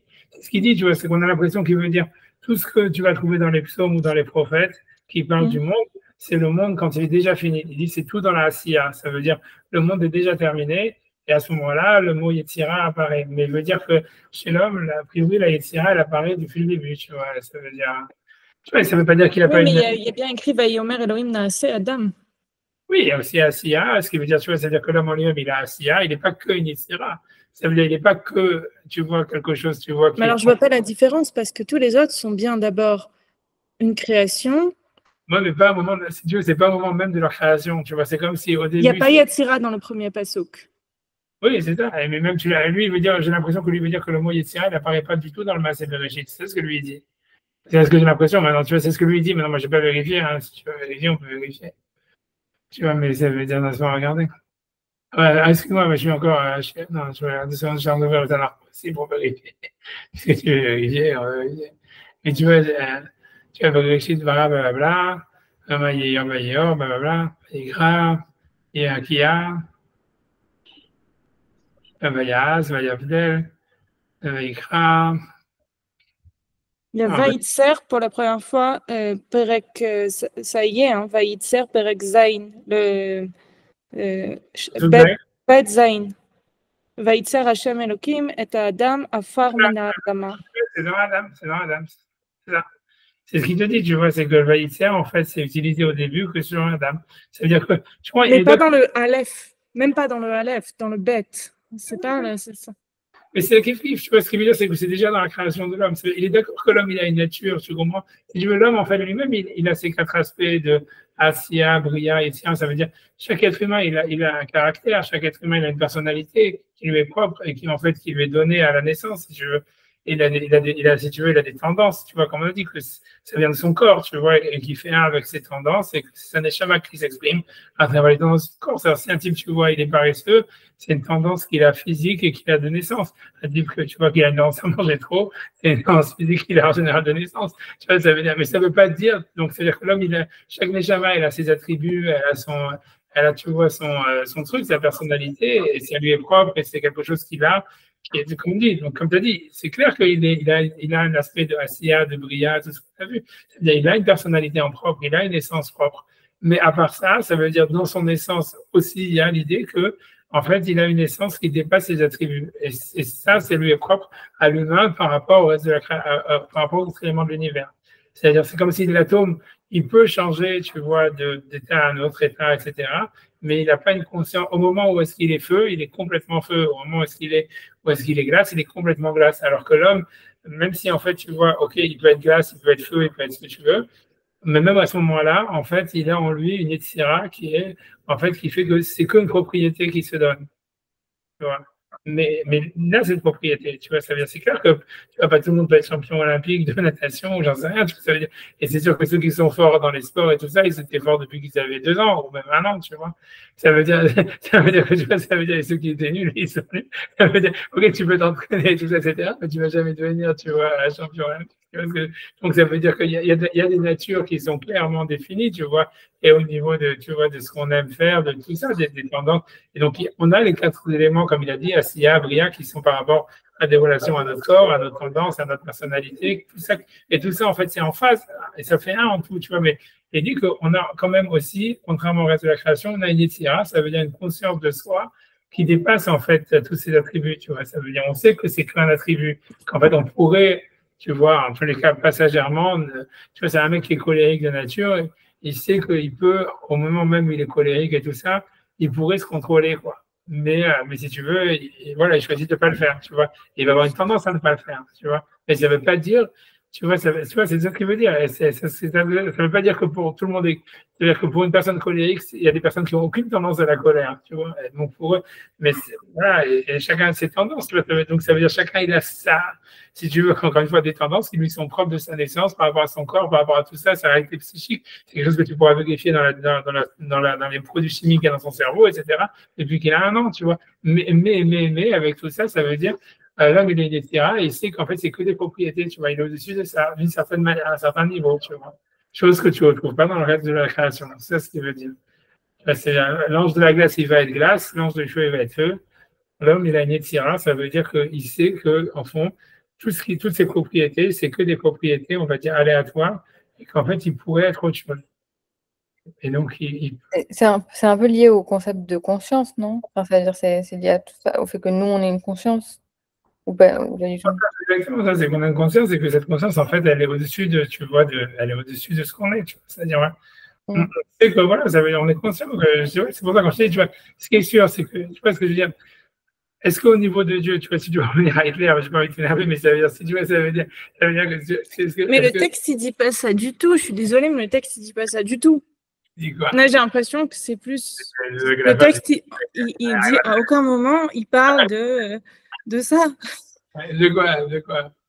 Bah, tout ce que vous avez dit, là, le fait de dire déjà sur Adam, il y a bien écrit Veleze Omar Yotzer Or. Il n'y a pas écrit que. Il y a écrit qu'il n'y a pas la Mila Yetzira dans les 4 concepts. Mais il n'y a pas la Mila Yetzira dans les 4 concepts, puisque Yetzira, on a déjà dit que c'est Bria, Yesh mi Yesh. Okay. Mais ce qu'il veut dire, mais ce que lui veut dire, pourquoi c'est pas dans les 4 concepts? Parce qu'il veut dire que ça apparaît pas dans la création du monde. Tu vois, c'est ce qu'il veut dire. Tu vois, à mon avis, c'est ça. Oui, mais ça apparaît Petzain. Donc, c'est juste que c'est pas au même. C'est un niveau différent de création, puisque c'est Yesh mi Yesh.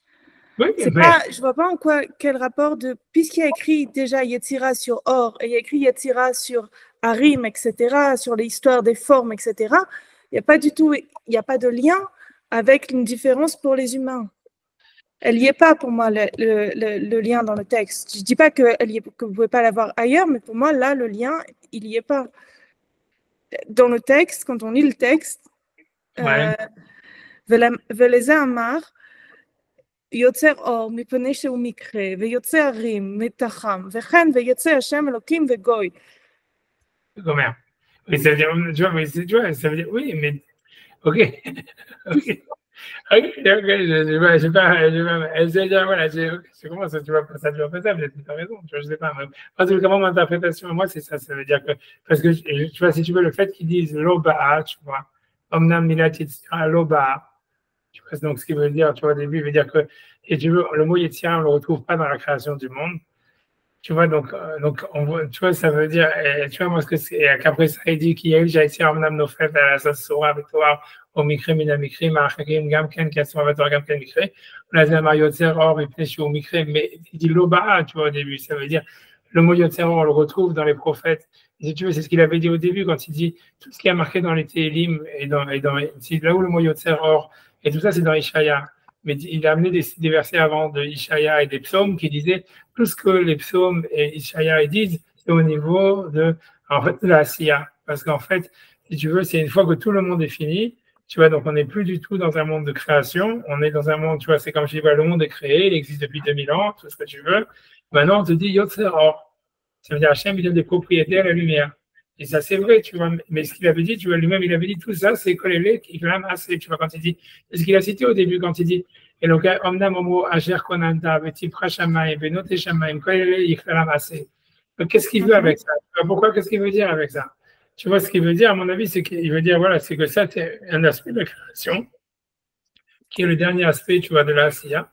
Comme tu vois, si tu veux, il y a, si on prend la terminologie, tu vois, de la Kabbale, tu vois, Atzilut, Bria, Yetzira, Asiya, c'est le dernier aspect de la création. Il n'y a plus rien qui est vraiment créé. Il n'y a que les choses qui s'organisent entre elles, tu vois, qui s'organisent. Tu vois, c'est ça, Asiya, il n'y a plus de création, mais ça fonctionne, tu vois, c'est faire fonctionner l'univers. Et donc, il dit, tu vois, il a cité tous ces trucs, il dit, ouais, ça, c'est au niveau du fonctionnement de l'univers. Moi, à mon avis, pourquoi est-ce qu'il ramène tout ça? C'est parce que, tu vois, il veut dire, il dit, Milad Yetzira Loba, ça veut dire le mot Yetzira, tu ne le retrouves pas dans la création du monde, c'est dans le Maaseh Bereshit. Tu vois, on le retrouve Perek Bet. Mais en fait, moi, j'ai un problème avec ça, parce que c'est juste que le problème, c'est que lui, il ne parle pas des 4 niveaux de la Kabbale. Lui, il dit que Bria, Asiya, El et Yan, c'est des formes de création, et que Yetzira, ça serait Ein Mi Esh. Et je pense que si on Yesh Mi Yesh, je veux dire. Et le truc, c'est que c'est 2 choses complètement différentes, parce que là, il met l'accent sur le fait que Yetzira ne rentre pas dans ça. Donc, quelque part, ça voudrait dire que Asiya, ça serait plus une création que Yetzira dans sa vision. Et il a raison, parce que dans le Perek Aleph, il y a bien écrit Naaseh Adam Be'Tzalmanu. Donc, c'est bien que Naaseh, c'est pas. Je ne sais pas comment dire. J'ai l'impression que c'est 2 visions différentes, et que là, il a une vision comme ça. Ok, ok. C'est possible, c'est possible. Je vais pas me battre. Ça veut dire, je comprends. Ça veut dire, moi, j'ai dit ma lecture, tu vois, c'est-à-dire, c'est comme ça que moi, je vois la chose. Je peux me tromper, tu vois, c'est comme c'est très, très elliptique, tu vois bien, puisque lui-même, il dit qu'il donne que des allusions. Donc, après ça, je suis d'accord qu'on peut voir une autre lecture possible, mais voilà. Mais c'est comme ça que moi, voilà, je suis d'accord que ta réponse n'est pas vraiment marquée. Ce que je dis n'est pas marqué, tu vois, puisque lui-même, il a dit qu'il écrivait que par allusion, et c'est clair que, voilà, c'est par des allusions. Moi, c'est comme ça que je décrypte l'allusion. Je suis d'accord que c'est pas justement, c'est pas nécessairement la seule lecture. On peut comprendre ce que tu veux dire, qui veut dire que Yetzira, c'est autre chose, et que c'est sur ça qu'il veut mettre l'accent. C'est possible, c'est possible. J'ai pas de, je suis d'accord, je suis d'accord, c'est possible. Mais j'essaie d'avancer quand même. On va voir si on arrive à terminer, mais à moins que ça m'étonne, mais on y arrivera peut-être. Donc, c'est pendant la création du monde qui est dans le monde dans sa généralité. Hajaou, Hashamaim Baaretz, donc qui sont le ciel et la terre. Et Tiralav Bara, donc il a mis dessus le mot Bara, chez Wetzlenu, Amsar Naeder, donc qui est donc la création à partir du néant, ex nihilo. De la Margamken Asa, il a utilisé le mot Asa, donc qui est faire les Tsurotem Aminit, donc ça veut dire sur leur forme, ça veut dire par espèce, ça veut dire général, on va traduire comme ça, les espèces générales. Janitnu Lahem, qu'il a donné au monde, donc c'est-à-dire leur essence, on va dire comme ça, leur essence. Vraiment, Bahem, c'est ce qui veut dire, à mon avis, tu vois, il veut dire les concepts, ça veut dire, il a créé le concept du feu, de l'eau, etc. Plutôt que tu vois que les essences, on va dire, spirituelles. Vraiment, Bahem, Kana, et donc ensuite on a utilisé le mot Kana, qui veut dire acquérir ou créer, les Mashlo Itbarach. Voilà, donc il veut dire que le mot connaître, ça veut dire avoir un pouvoir. Kimshala Adon Alavadav, comme un maître qui domine ses esclaves. Le Zenikra Adon Kolaharet, c'est pour ça qu'il est appelé le maître de toute la terre. Adon, Adon, Adon, et là, le Kinyan. Donc, quand on n'utilise pas le mot Adon, mais on utilise le mot Kinyan, alors, Zenoté le Tzad Amanat Kadmut Chomer Echad. Donc, lui, il veut dire que ça veut dire qu'il y aurait eu une sorte de matière première avant tout, quoi, à travers laquelle le monde aurait été créé. Et puis, Rahama, Milad Bero Veasa. Donc, ça voudrait dire, c'est pour ça que sur cette création qui est ex nihilo, sur ça, on a utilisé le mot bara veasa, qui a raison un peu, a priori, peut-être que là, on voit que le mot asa, pour lui, c'est plus que Yetzira, peut-être. Mais c'est pendant les dieux, ça veut dire les maîtres du ciel, ou le dieu du ciel, les dieux du ciel et les dieux de l'univers. Donc, c'est au niveau, en fait, de leur finalité ou de leur perfection, de la perfection d'Hachem, chez Elohim, c'est-à-dire qu'il est Elohim, le maître des énergies, on va dire, ou le juge lui dit qu'Eloma, c'est-à-dire Shofet, ça veut dire l'organisateur ou le juge, même Nishpatim, et qu'ils sont, on va dire, organisés, Benyan la même Shala, dans cette organisation, je ne sais pas comment on va dire même Shala, dans ce gouvernement, chez Benyan connaît que c'est ça, en fait, ça veut dire le langage de connaît, c'est-à-dire avoir maîtrisé l'organisation, on va dire quelque chose comme ça. Donc, encore une fois, c'est-à-dire que Hachem est choisi, ça veut dire une partie, c'est-à-dire il a choisi quelque chose dans l'existence, c'est leur partie à eux, c'est comme s'il leur a donné, dans le mot connaît, il y a aussi l'histoire donc, de donner un espace à l'autre, tu vois, quelque chose comme ça. Shimon Eloah Lohem, ça veut dire que lui, il est Dieu, mais pas eux, donc il y aura une partition, donc il y a un espace à l'autre, quelque chose comme ça. Raisonner l'Omar Hashamaim, donc voilà, c'est-à-dire le ciel. Veda et slash cela. Donc, voilà. Bon, j'avance, je bilogue pas pour finir. Tu vois. Voilà. Velo Mashiori Menehem Imashikadam. Et donc, ces mesures avec ce qu'on a dit avant. Et Mashiyavo, est-ce qu'il va dire plus tard, Bezainian, Mespikim Kefik Avat Mahamar, donc il termine. Elles sont suffisantes pour l'explication de ce chapitre, pour le film Amayenbo et pour celui qui va réfléchir dessus. Donc, il va le lire. Vraiment, on a fini ça. On peut continuer la prochaine fois, le lundi. La suite du Rakia. Est-ce que je veux dire, voilà, mais bon, on a fini ce chapitre. Bon, peu importe, tu vois ce que je veux dire. Tu vas après ça, tu vois. Mais en finissant le chapitre, c'est quand même bien clair que pour lui, Elsia, Vebria, c'est un autre degré de création que Yetzira. C'est tout des créations ex nihilo, il l'a dit. Oui, peut-être, tu vois, je sais pas. Honnêtement, je comprends ce que tu veux dire. Ok. Je comprends ce que tu veux dire, mais je pense, ça veut dire, je suis pas, ça veut dire, je pense pas que je suis pas. Je sais pas quoi te dire, tu vois, ça veut dire, je suis pas convaincu. Voilà, je comprends ce que tu veux dire, mais je suis pas convaincu d'avoir tort quoi qu'il arrive. Ça veut dire, je pense pas, tu vois, moi je pense que franchement, ce qu'il a voulu. J'ai pas dit que vous aviez tort, j'ai dit que là, dans ce qu'il veut convaincre, dans ce qu'il veut mettre comme message, il y a une différence entre Perek Aleph et Perek Bet. Et j'ai l'impression dans le. Oui. Et donc, du coup, dans Aleph et donc, du coup, ça voudrait dire qu'il y a Bria, enfin, Yesh mi ein ve yesh mi yesh. C'est ça. Je dis pas que ça, ce que vous avez dit, ça, c'est pas ailleurs, mais je le vois pas dans le texte. Lui, ce qu'il veut dire, il dit à ce moment-là que Bria, c'est Yesh mi ein. Là, il vient de le dire, je suis prêt, il le dit. Oui, il a dit assez aussi. Il a dit Assia aussi. Il dit que Adon et tout ça, c'est autre chose. Adon, c'est quand il y a déjà le monde créé. Il y a déjà quelque chose d'existant en tous les cas qui l'organise, tu vois. Et le mot Kinyan, il est lié avec le mot Adon. Adon, yes. Ouais, etc. Et c'est ça ce qu'il veut dire. C'est ça ce qu'il a dit à la fin. Il n'a pas parlé de Yetzirah du tout.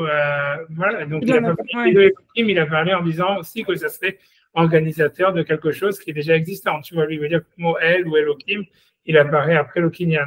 Ça veut dire, Kinyan, c'est déjà, tu vois, pour lui, le Yesh Ma'in, c'est dans, si toi, on va dire Bria et Asiya.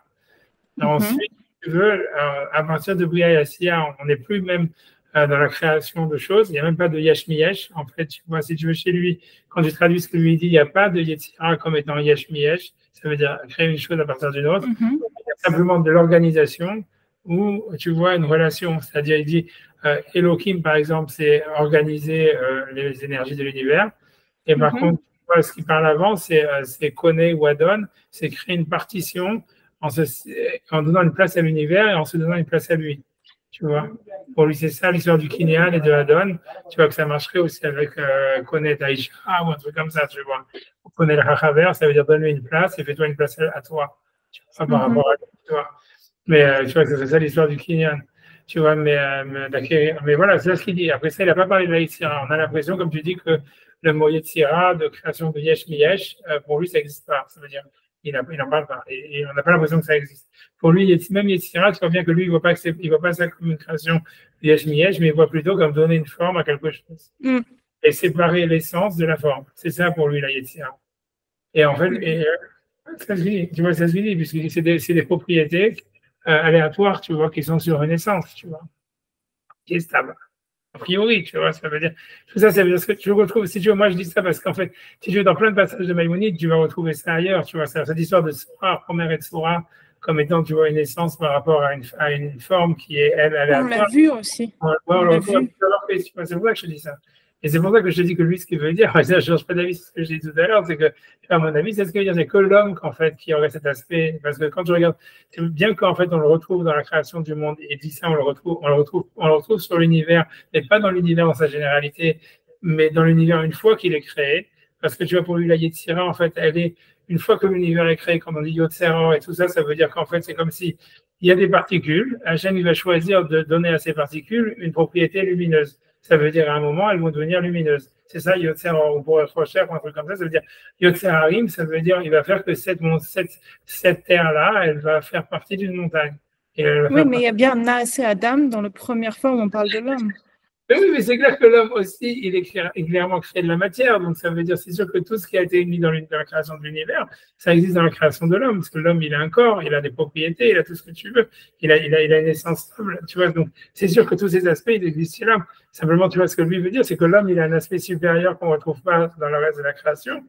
C'est que lui, la Yetzira, elle est dans sa création initiale. C'est-à-dire que, quoi qu'il arrive, ça veut dire depuis le début, depuis son existence, depuis l'essence même de son existence, l'homme en réalité il a une conscience de lui-même, comme quoi tout ce qu'on lui attribue, que ce soit son corps, son aspect physique, ses traits de caractère, ce que tu veux, son intelligence, sa force, ce que tu veux, en fait c'est que des propriétés. Ça veut dire qu'ils sont étrangers à ça, tu vois. Ils se sentent comme si, en fait, ils pourraient avoir d'autres propriétés.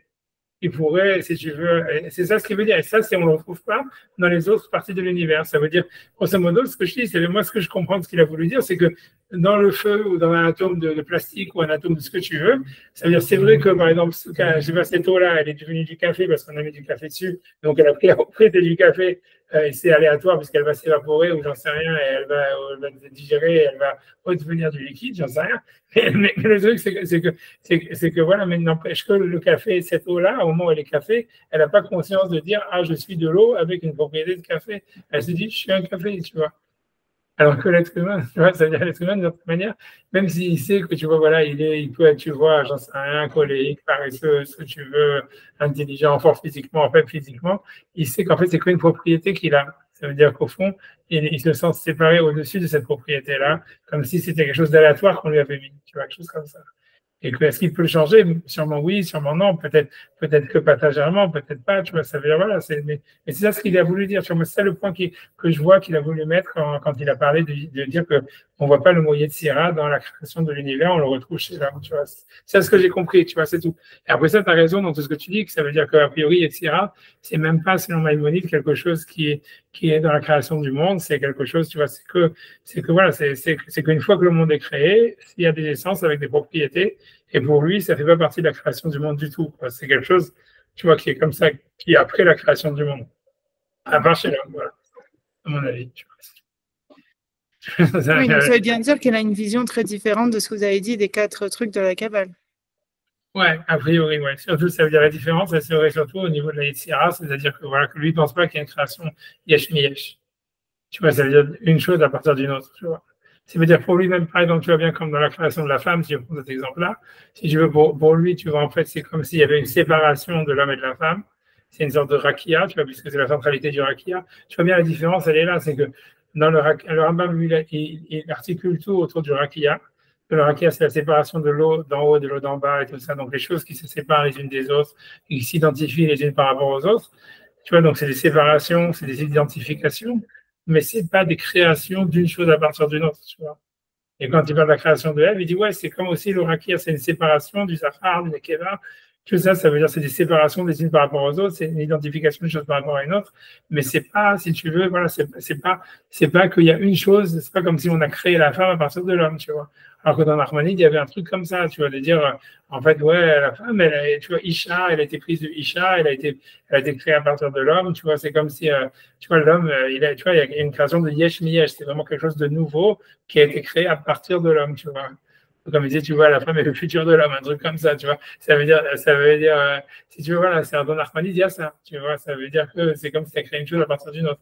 Dans un BAM, on a l'impression que ça n'existe pas au niveau de la création du monde. Ça existe plus tard.